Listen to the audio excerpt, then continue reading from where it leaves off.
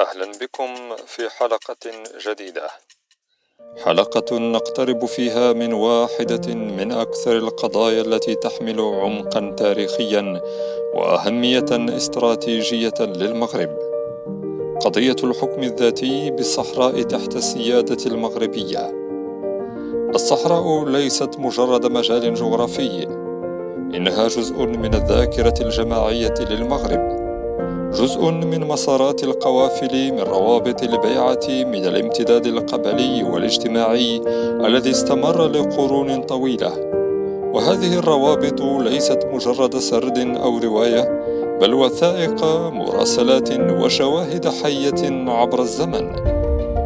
عندما قدم المغرب سنة 2007 مقترح الحكم الذاتي، لم يكن الهدف خلق وضع جديد، بل تنظيم وضع تاريخي قائم.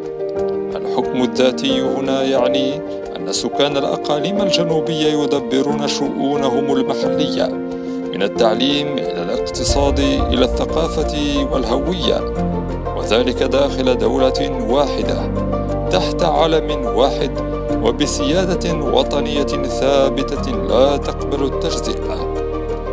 الحكم الذاتي ليس انفصالا، وليس استقلالا، وليس تقسيما للتراب، بل هو نموذج للحكم اللامركزي الموسع، نموذج يمنح المنطقة حرية صنع قراراتها التنموية مع الحفاظ على الأمن والدفاع والعلاقات الخارجية بيد الدولة المركزية.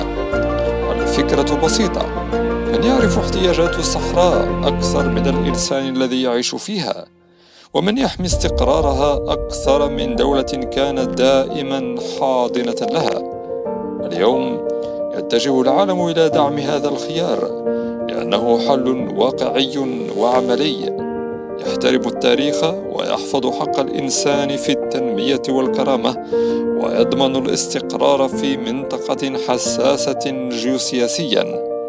في النهاية، الحكم الذاتي تحت السيادة المغربية ليس مجرد صيغة سياسية، بل جسر بين الماضي والمستقبل، جسر نحو تنمية تقوم على المشاركة لا الصراع، وعلى البناء لا الانقسام.